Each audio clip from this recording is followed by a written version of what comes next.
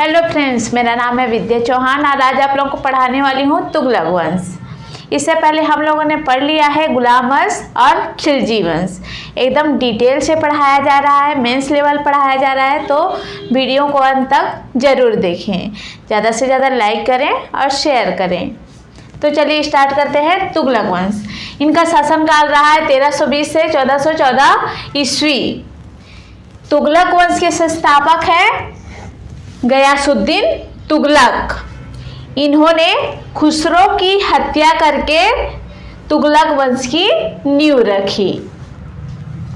इनका उपनाम है गाजी मलिक। ये थे अलाउद्दीन खिलजी के सेनापति। खिलजी वंश के सेनापति थे गाजी मलिक। इनका वास्तविक नाम है गयासुद्दीन तुगलक और उपनाम है गाजी मलिक। इनके समय लगभग 29 बार मंगोलों का आक्रमण हुआ था, जिनको विफल कर देते हैं गयासुद्दीन तुगलक। अलाउद्दीन खिलजी के सेनापति थे।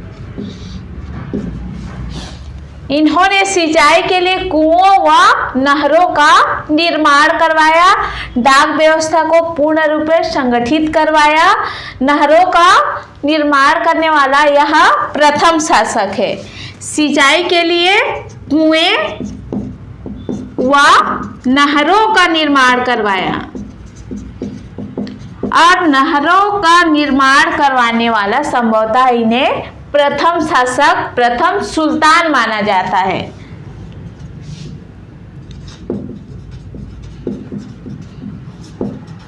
डाक व्यवस्था का पूर्ण रूप संगठित करवाए। इनके दरबार में थे सूफी संत निजामुद्दीन औलिया और जिनके शिष्य थे जौना खां। और जौना खां है गयासुद्दीन तुगलक के पुत्र। इनके दरबार में थे निजामुद्दीन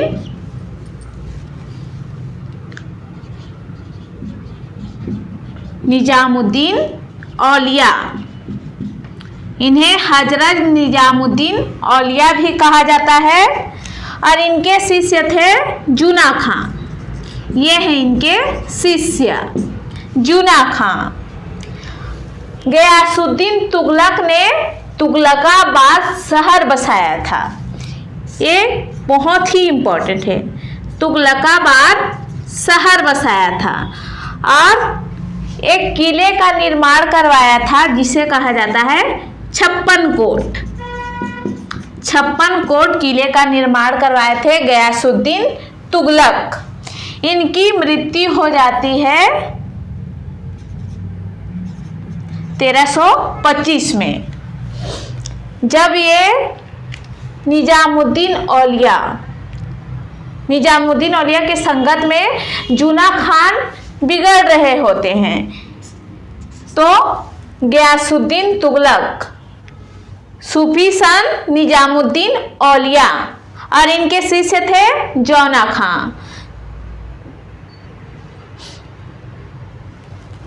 जब गयासुद्दीन तुगलक बंगाल अभियान पर जाए रहते हैं तो उन्हें पता चलता है कि उनका पुत्र जूना खां निजामुद्दीन औलिया के संगत में बिगड़ रहा है। तो निजामुद्दीन औलिया को दंड देने के लिए उनके सैनिकों को कहते हैं। तो ये निजामुद्दीन औलिया और होशियार रहते हैं।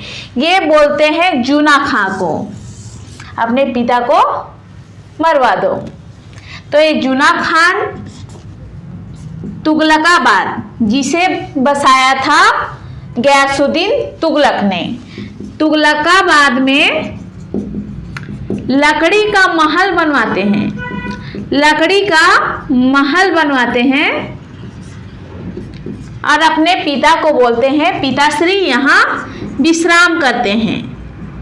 जब वो बंगाल अभियान पर निकले रहते हैं तो बोलते हैं इस तुगलकाबाद में लकड़ी का महल बनवाकर यहाँ विश्राम करते हैं। तो गयासुद्दीन तुगलक जौना खान के बातों में आकर यहाँ विश्राम करता है। जौना खान कैसे करता है? लकड़ी के महल को हिला देता है और वह लकड़ी का महल गिर जाता है, जिससे गयासुद्दीन तुगलक लकड़ी में दबकर मर जाता है।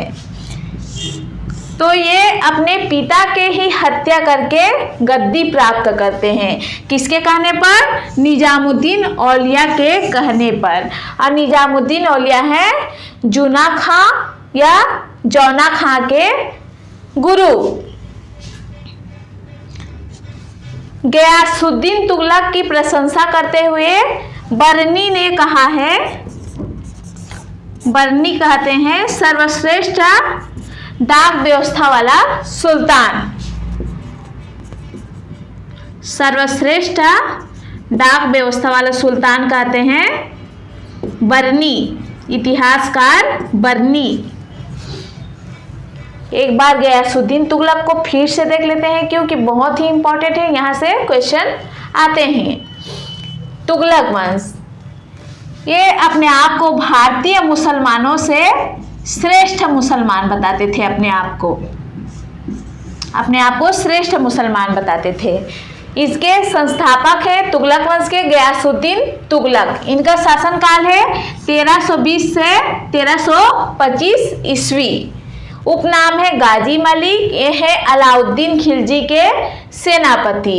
एक खुसरो की हत्या करके तुगलक वंश की नींव रखते हैं।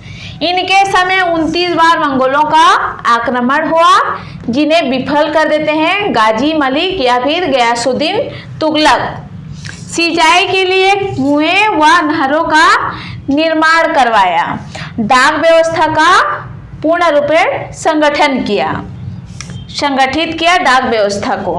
सूफी सन निजामुद्दीन औलिया इनके दरबार में थे और इनके शिष्य थे जूना खां, और जूना खां है गयासुद्दीन तुगलक के पुत्र। गयासुद्दीन तुगलक ने तुगलकाबाद शहर बसाया और 56 कोट किले का निर्माण करवाया। इनकी मृत्यु हो जाती है 1325 ईस्वी में और इसकी मृत्यु होती है जूना खां के हाथों। अर्थात लकड़ी के महल बनवाते हैं जूना खां यहाँ विश्राम करने के लिए कहते हैं, और यही जूना खां उसे हिलाकर गिरा देते हैं, जिससे गयासुद्दीन तुगलक की मृत्यु हो जाती है उस लकड़ी में दबकर। प्रशंसा करते हुए इतिहासकार बर्नी कहते हैं इन्हें सर्वश्रेष्ठ डाक व्यवस्था वाला सुल्तान। अब देखते हैं मोहम्मद बिन तुगलक। इनका कार्यकाल है 1325 से 1351 ईस्वी। इनका वास्तविक नाम है जौना खां या फिर जूना खां।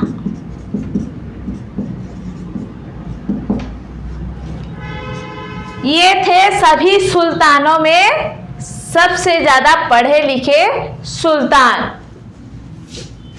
सबसे अधिक शिक्षित सुल्तान थे सभी सुल्तानों में।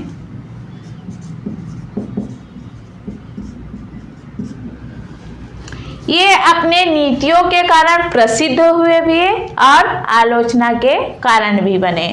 नीतियों के कारण इनकी आलोचना हुई और उन्हें नाम दिया गया विद्वान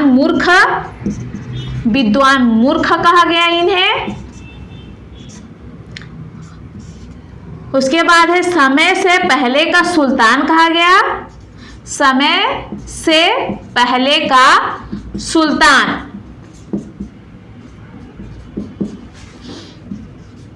इन्हें रक्त पिपासु भी कहा गया, रक्त पिपासु भी कहा गया। दुनिया का खान भी कहा गया इन्हें, और इसका उल्लेख है राजमुंद्री अभिलेख में। राजमुंद्री है आंध्र प्रदेश में। राजमुंद्री अभिलेख में इन्हें दुनिया का खान भी कहा गया,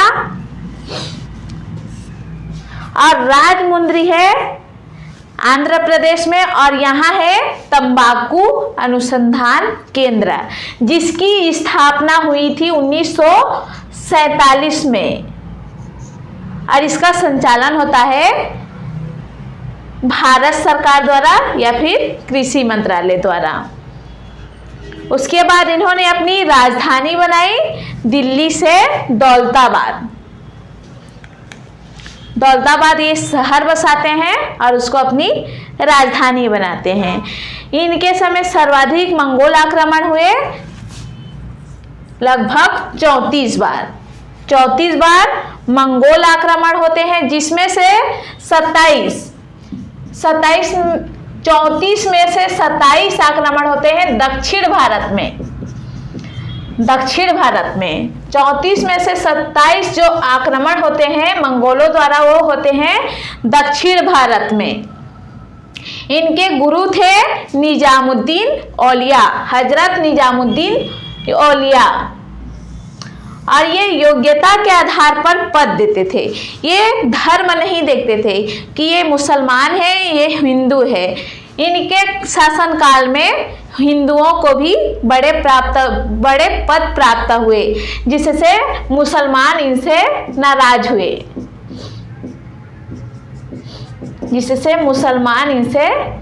हुए,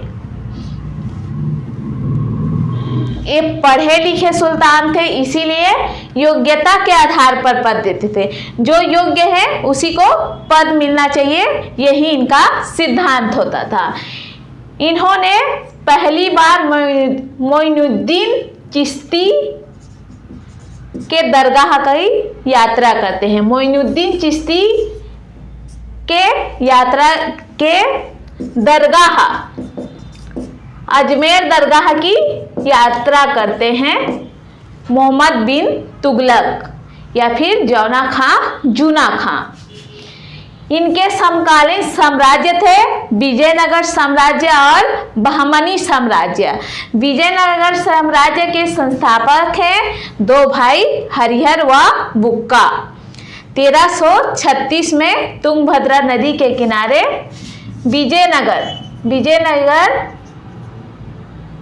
विजयनगर साम्राज्य की स्थापना करते हैं।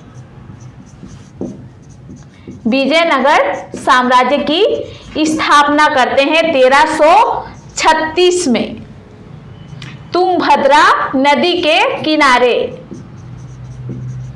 और दूसरा है बहमनी साम्राज्य।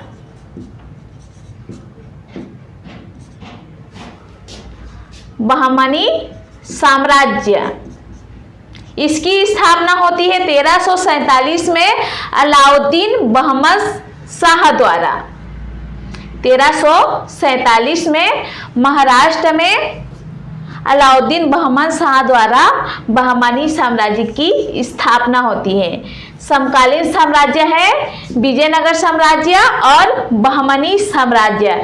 विजयनगर साम्राज्य की स्थापना होती है 1336 में तुंगभद्रा नदी के किनारे दो भाइयों द्वारा हरिहर व बुक्का। उसके बाद है दूसरा बहमनी साम्राज्य, इसकी स्थापना होती है 1347 में महाराष्ट्र में अलाउद्दीन बहमन शाह के द्वारा।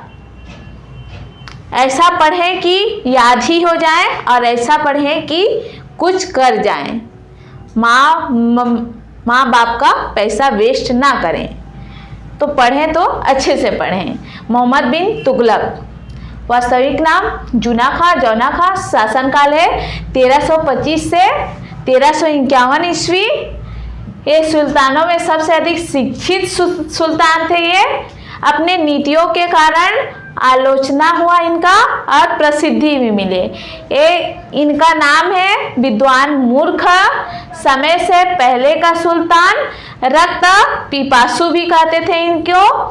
इन्हें दुनिया का खान भी कहा गया राजमुंद्री अभिलेख में। और राजमुंद्री है आंध्र प्रदेश में, और यहाँ है राजमुंद्री में तंबाकू अनुसंधान केंद्र। 1947 में इसकी स्थापना हुई है और इसका संचालन होता है भारत सरकार द्वारा और कृषि मंत्रालय द्वारा। इन्होंने राजधानी बनाई दिल्ली से दौलताबाद, सर्वाधिक मंगोल आक्रमण हुए लगभग 34 बार, जिसमें से 27 बार दक्षिण भारत पर मंगोलों का आक्रमण हुआ। इनके गुरु थे निजामुद्दीन औलिया। इन्होंने योग्यता के आधार पर पद दिए, ये धर्म नहीं देखते थे। इनके काल में हिंदुओं को भी बड़ा पद मिला, जिससे मुसलमान नाराज हुए। फर्स्ट बार मोइनुद्दीन चिश्ती के अजमेर दरगाह की यात्रा करते हैं। अब देखते हैं मोहम्मद बिन तुगलक द्वारा क्रियान्वित योजनाओं को। तो सबसे पहली योजना है दोआब क्षेत्र में कर वृद्धि। ये हुआ था 1326 से 1327 ईस्वी में। गंगा यमुना के दोआब क्षेत्र में कर वृद्धि कर देते हैं, और कर होता है 1/2। कुल उपज का आधा भाग राजा को देना पड़ता, और उसी समय यहाँ बाढ़ आ जाती है, जिससे फसल अच्छी नहीं हो पाती है। फिर भी राजा अर्थात मोहम्मद बिन तुगलक जो है यहाँ कर वसूलने के लिए भेजते हैं। अब उपज ही अच्छी नहीं हुई है तो ये लोग कर कहाँ से देते, तो ये असफल रहता है। कारण होता है बाढ़ का आना। फिर भी ये कर वसूलने जाते हैं, जिससे प्रजा की आलोचनाओं का सामना करना पड़ता है मोहम्मद बिन तुगलक को। यहाँ भी इनकी आलोचना होती है। दोआब क्षेत्र में कर वृद्धि 1326 से 1327 ईस्वी में। दूसरा है राजधानी परिवर्तन योजना। ये है इनकी दूसरी योजना 1326 से 1327 ईस्वी। किसी बुक में 1327 ईस्वी ही दिया है। राजधानी परिवर्तन योजना, पहले इनकी राजधानी रहती है दिल्ली, उसके बाद बनाते हैं देवगिरी, या फिर इसे ही कहते हैं दौलताबाद। इन्होंने दौलताबाद शहर बसाया था, अर्थात देवगिरी को ही क्या कहते थे, दौलताबाद। देवगिरी अर्थात ये है प्राचीन नाम और दौलताबाद है नया नाम। फिर दौलताबाद को अपनी राजधानी बनाते हैं। कुछ दिन बाद फिर दिल्ली को अपनी राजधानी बना लेते हैं। राजधानी परिवर्तन योजना, अपने सारे प्रजाओं को बोलते हैं अब दिल्ली में नहीं रहेंगे, हम देवगिरी अर्थात दौलताबाद जाएंगे, उसे अपनी राजधानी बना रहे हैं। तो सारे प्रजाएं दिल्ली से दौलताबाद आते हैं। इनका मुख्य कारण रहता है दक्षिण भारत में इस्लाम धर्म का प्रचार करना और वहां जो विद्रोह हो रहे हैं उनका दमन करना दक्षिण भारत में। फिर दौलताबाद में कुछ दिन रहने के बाद बोलते हैं मोहम्मद बिन तुगलक अपने प्रजाओं को, नहीं यहाँ तो अच्छा नहीं लग रहा है, मजा नहीं आ रहा है, तो फिर दौलताबाद से फिर चलते हैं दिल्ली। फिर इन्हें आलोचनाओं का सामना करना पड़ता है। कुछ इतिहासकारों का मानना यह है कि ये अपने प्रजा को दंड देना चाहते थे, क्योंकि उनकी आलोचनाएं करते थे, जो प्रजा थी उनकी आलोचनाएं करती थी, इसीलिए मोहम्मद बिन तुगलक उन्हें दंड देना चाहते थे। कुछ इतिहासकारों का मानना यही है। परिणाम ये भी असफल रहा।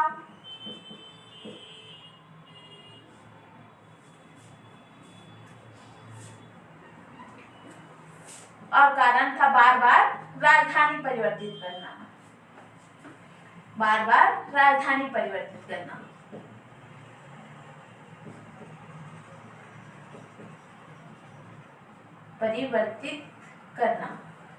उसके बाद है सांकेतिक मुद्रा का प्रचलन करना। तांबे के जगह चांदी के टके का, अर्थात तांबे का जितना मूल्य था उतना ही मूल्य कर देते हैं चांदी के टके का। तो सारे जो प्रजा थे वो अपने घरों में टकसाल का निर्माण कर लेते हैं और सिक्के ढालने लगते हैं।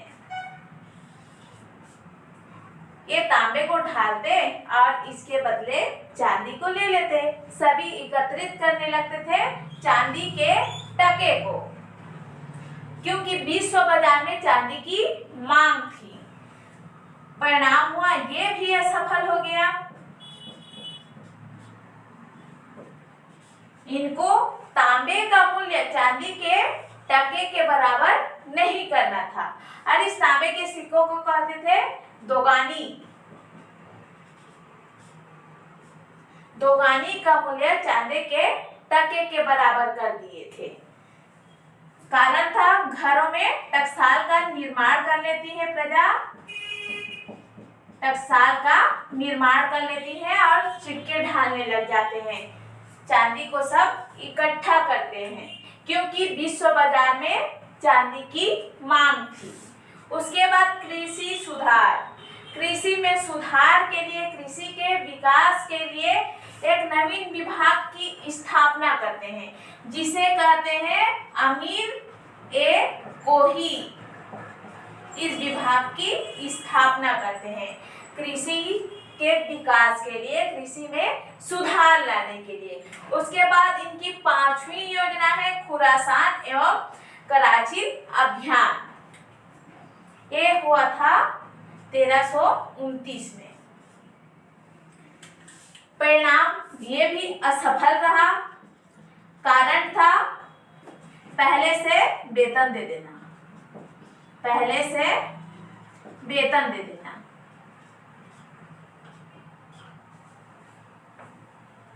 खुरासान एवं कराची अभियान में लगभग 3,70,000 सैनिक थे। 3,70,000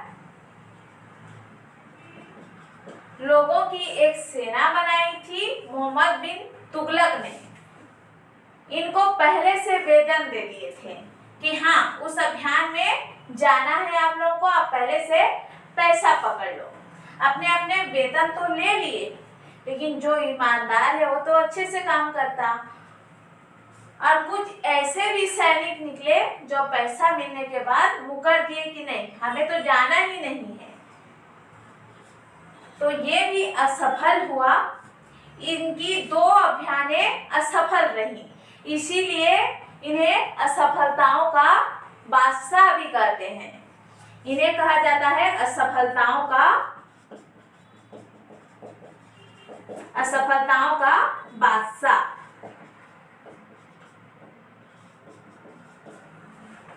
कराची एवं खुरासान अभियान असफल रहा। कारण था पहले से वेतन दे देना। ये है इनकी 4 योजनाएं। दोआब क्षेत्र में कर वृद्धि, राजधानी परिवर्तन, सांकेतिक मुद्रा या फिर इसे कहते हैं टोकन मनी, कृषि सुधार और 5वीं है खुरासान एवं कराची अभियान। सारे असफल रहे। दोआब क्षेत्र में कर वृद्धि बाढ़ के कारण असफल रही। राजधानी परिवर्तन बार बार परिवर्तित करने के कारण, सांकेतिक मुद्रा यह भी असफल रही क्योंकि दोगानी तांबे का मूल्य चांदी के टके के बराबर करना और घरों में प्रजा टकसाल का निर्माण कर लेती है। कृषि विभाग के विकास के लिए अमीर ए कोही, ये एग्जाम में पूछा गया था प्रश्न। कृषि विभाग के लिए किसकी स्थापना की गई थी? तो ये है अमीर ए कोही। खुरासान एवं कराची अभियान। परिणाम असफल, पहले से वेतन दे देना। इनके शासनकाल में अफ्रीकी यात्री मोरक्को से आए थे। ये भी पूछा गया था कहाँ से आए थे, तो ये आए थे अफ्रीका के मोरक्को से। अफ्रीका के मोरक्को से आए थे इब्ने बतूता।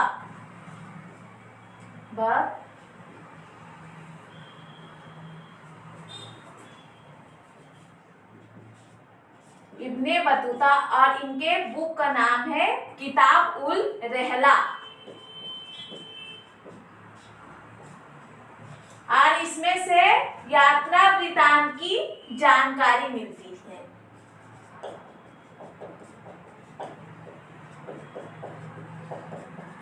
यात्रा वृतांत की जानकारी मिलती है। और ये आए थे पैदल चलते हुए, पैदल आए थे। इनके दरबार में आए थे अफ्रीका के मोरक्को से इब्ने बतूता, और इनके किताब का नाम है किताब उल रहला, या रहला भी बोलते हैं, किताब उल रहला। और इस बुक में यात्रा वृतांत की जानकारी मिलती है, डाक व्यवस्था की जानकारी मिलती है, गुप्तचर की जानकारी मिलती है, और नगाड़ों के शोर के साथ एक स्त्री के सती होने का जानकारी मिलती है इसी बुक से। डाक व्यवस्था, गुप्तचर व्यवस्था,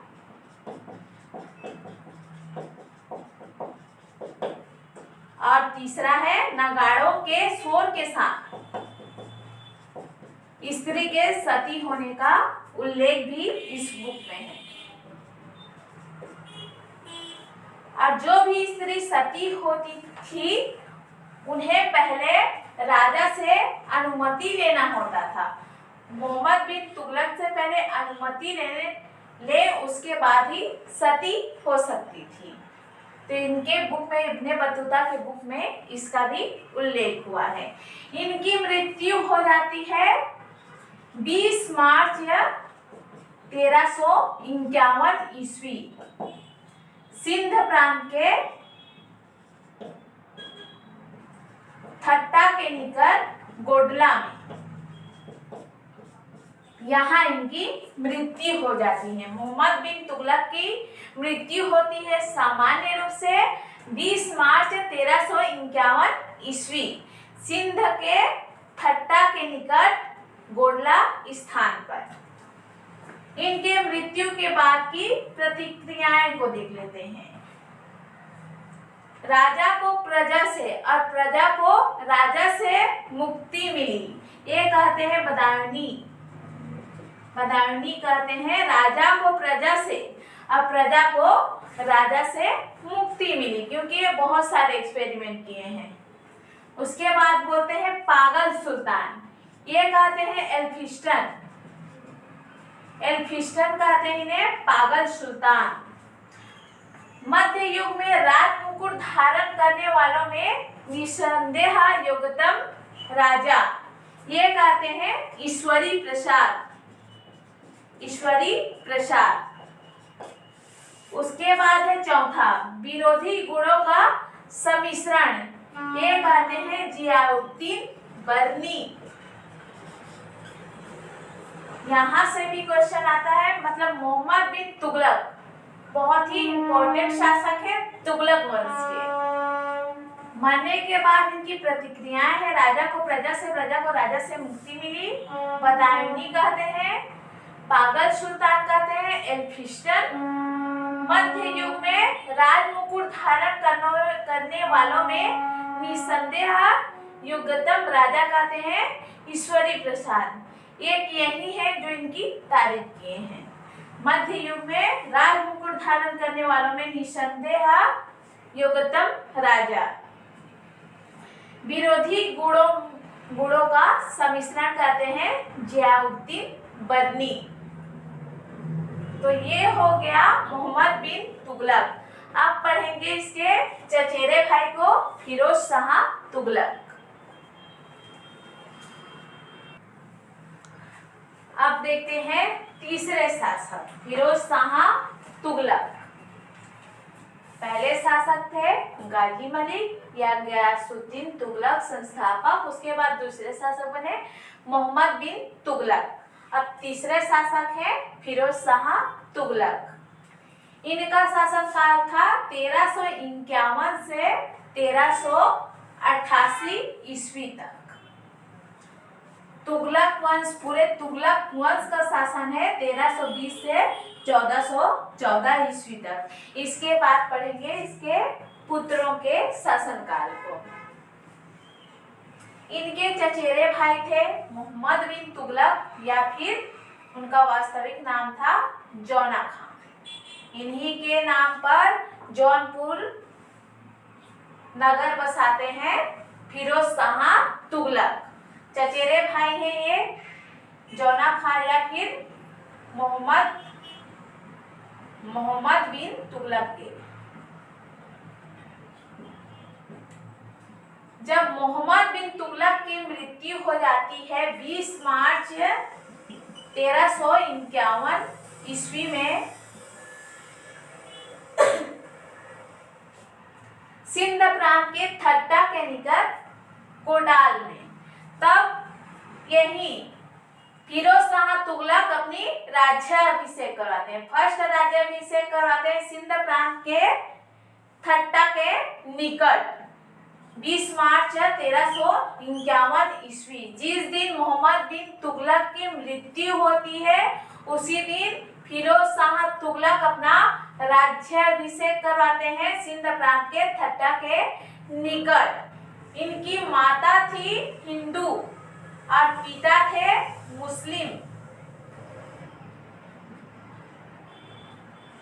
ऐसा किसी किसी बुक में दिया है। इनकी माता थी हिंदू, नाम मिलता है बीबी नैला, और पिता का नाम मिलता है रज्जब। फिर भी ये हिंदुओं के प्रति क्रूरता दिखाते हैं। माँ हिंदू थी फिर भी ये हिंदुओं के प्रति क्रूरता दिखाते हैं। इनके नीतियों के तहत ही इन्हें औरंगजेब का पुरोगामी कहा जाता थे। ये थे कट्टर शासक, धर्म के प्रति बहुत ही कठोरता दिखाते थे, बहुत ही कट्टर थे। इन्हें कहा जाता था धर्म के प्रति कट्टर शासक। नीति के तहत इन्हें औरंगजेब का पूर्वगामी कहा जाता था और इनकी उपाधि मिलती है कासिम अमीर ए मोमिन, जो खलीफा द्वारा दी गई उपाधि है। ये पूछा तो नहीं गया है, आ सकता है। कासिम अमीर ए मोमिन ये खलीफा द्वारा दी गई उपाधि। इनके आत्मकथा का नाम है फुतुहाते फिरोज शाही। फुतुहाते फिरोज शाही, यहाँ से क्वेश्चन पूछा गया है। इनकी आत्मकथा है फुतुहाते फिरोज शाही और इनके दरबारी कवि थे बर्नी और इनकी रचना मिलती है फतवा ए जहांदारी और तारीख ए फिरोज शाही। बस इसमें कंफ्यूज नहीं होना है। इनका है फुतुहाते फिरोज शाही और बर्नी का मिलता है तारीख ए फिरोज शाही।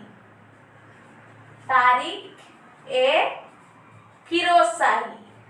राजा तो अपनी तारीफ नहीं करेगा, उनके दरबारी कवि जो है मंत्रीगण है वही तारीफ करेंगे, ऐसा याद रख सकते हैं। तो बर्नी की रचना है तारीख ए फिरोज शाही। तारीख को तारीफ पढ़ सकते हैं। दरबारी कवि थे बर्नी और इनकी रचना है तारीख ए फिरोज शाही और फतवा ए जहांदारी। फतवा ए जहांदारी। फिरोज शाह तुगलक जौना खां के चचेरे भाई हैं। राज्याभिषेक होता है इनकी मृत्यु के दिन ही 20 मार्च 1351 ईस्वी सिंध प्रांत के थट्टा के निकट। माता थी हिंदू, पिता थे मुस्लिम। पिता का नाम मिलता है रज्जब और माँ का नाम मिलता है बीबी नैला। हिंदुओं के प्रति क्रूरता दिखाते हैं और नीतियों के तहत इन्हें औरंगजेब का पूर्वगामी कहा जाता है। औरंगजेब का पूर्वगामी कहा जाता है फिरोज शाह तुगलक को। इनकी उपाधि मिलती है कासिम अमीर ए मोमिन, जो दिया गया है खलीफा द्वारा। आत्मकथा है फुतुहाते फिरोज शाही दरबारी कवि बरनी, रचना है तारिक ए फिरोज शाही और दूसरा है फतवा ए जहांदारी। अब इनके द्वारा लगभग 300 नगर बसाए थे, जिसमें से प्रमुख मिलता है पहला है जौनपुर, जो अपने भाई चचेरे भाई जौना खां के याद में बसाए थे। जौना खां के याद में ही बसाते हैं जौनपुर। दूसरा मिलता है फिरोजाबाद।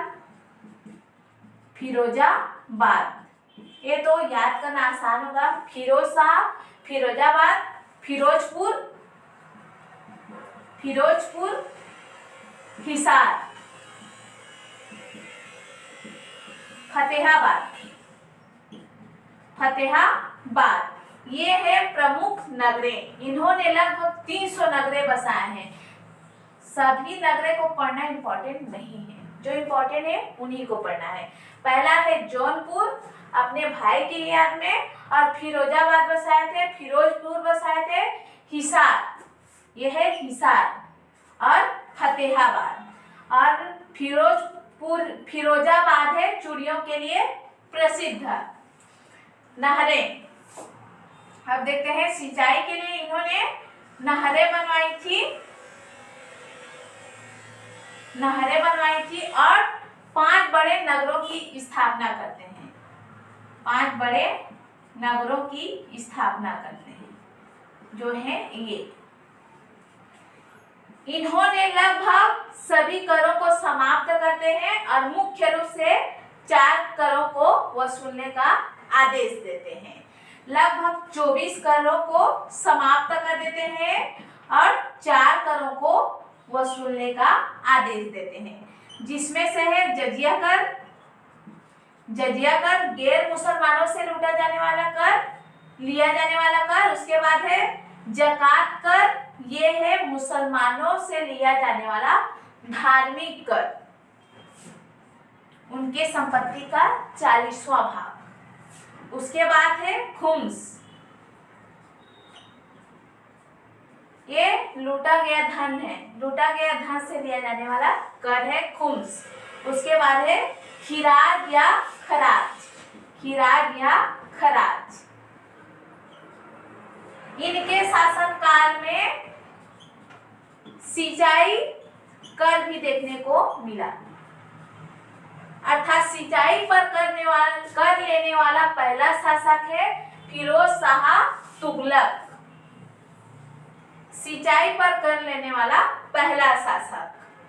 उसके बाद देखते हैं इन्होंने अशोक के 2 स्तंभों को उखाड़कर दिल्ली ले आते हैं, क्योंकि अशोक के काल में बहुत सारे स्तंभों का निर्माण करवाते हैं। अशोक अभिलेखों का निर्माण करवाते हैं।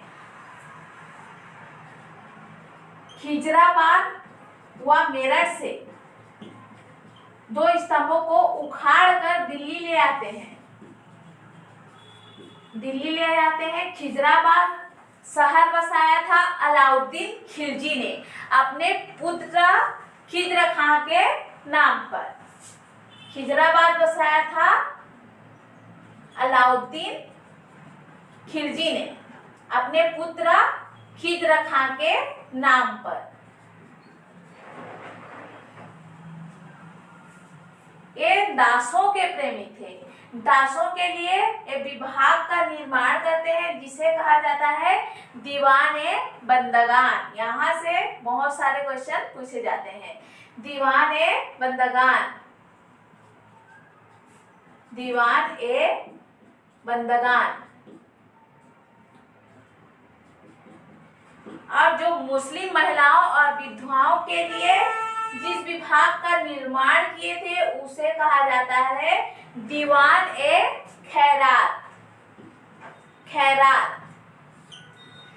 मुस्लिम महिलाओं व विधवाओं के लिए खैरात और दासों के लिए बंदगान। इन्होंने चांदी व तांबे के मिश्रण वाले सिक्के चलवाए हैं, जैसे है संसगनी, अद्धा और भीख।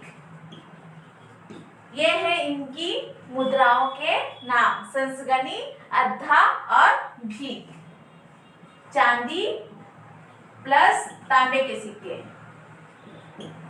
इन्होंने जगन्नाथ मंदिर को लूटा, जगन्नाथ मंदिर को लूटा और कांगड़ा के ज्वालामुखी मंदिर को लूटते हैं। वहां से 1300 ग्रंथों को लाते हैं और अपने नाम से दलायते, उसमें नाम इनका मिलता है दलायते फिरोज शाही नाम से, अनुवाद करवाते हैं फारसी विद्वान अप्पाउद्दीन के द्वारा। कांगड़ा के ज्वालामुखी मंदिर को लूटते हैं और यहाँ से 1300 ग्रंथों को फारसी में अनुवाद करवाते हैं और वे विद्वान थे अप्पाउद्दीन के द्वारा अपने नाम से, अर्थात दलायते फिरोज शाही के नाम से अनुवाद करवाते हैं फारसी में।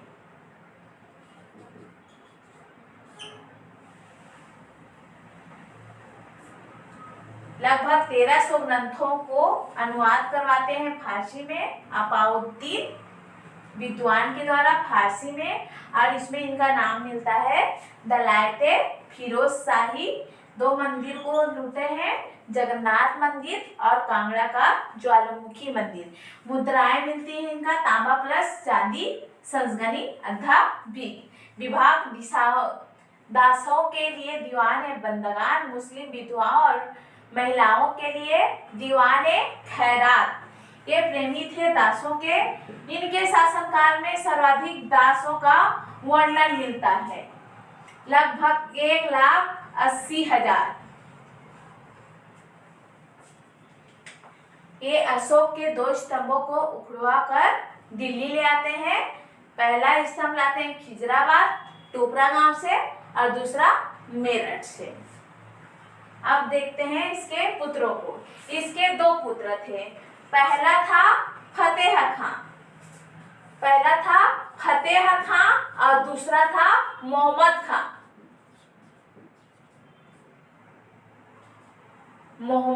खां। ये लगभग एक साल शासन करते हैं, उसके बाद शासन करेंगे मोहम्मद खां। अब देखते हैं फिरोज शाह तुगलक के उत्तराधिकारियों को।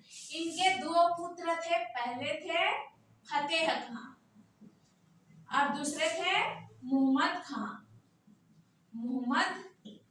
खां।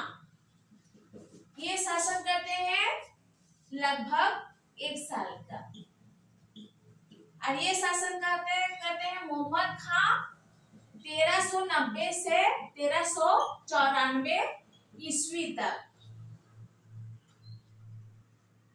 ये भी अपने पिता की तरह धर्म के प्रति कठोर थे,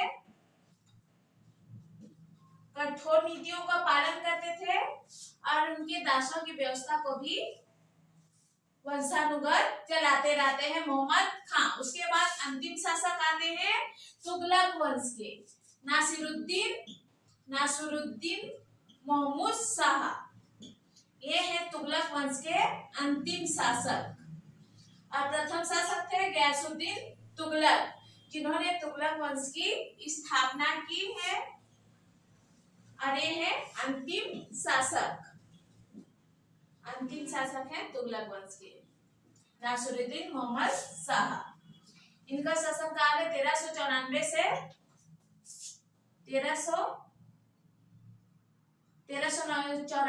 1414 ईस्वी, या किसी बुक में दिया है 1412 ईस्वी। नासिरुद्दीन महमूद शाह के शासनकाल में मध्य एशिया के शासक तैमूरलंग का आक्रमण होता है 1398 ईस्वी में। 1398 ईस्वी में तैमूरलंग का आक्रमण होता है।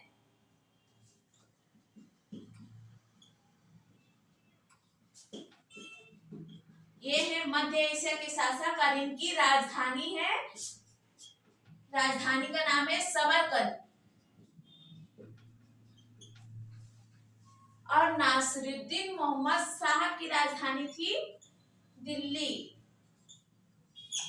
जब तैमूर लंग नासिरुद्दीन पर आक्रमण करते हैं अर्थात दिल्ली पर आक्रमण करते हैं तो नासिरुद्दीन मोहम्मद शाह अपनी राजधानी ही छोड़कर भाग जाते हैं, पलायन हो जाते हैं।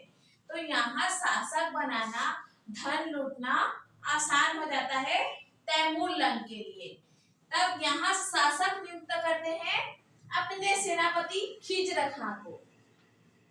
खिज्र खां को यहाँ के शासक नियुक्त करते हैं और ये खिज्र खां आगे चलकर सैयद वंश की स्थापना करते हैं।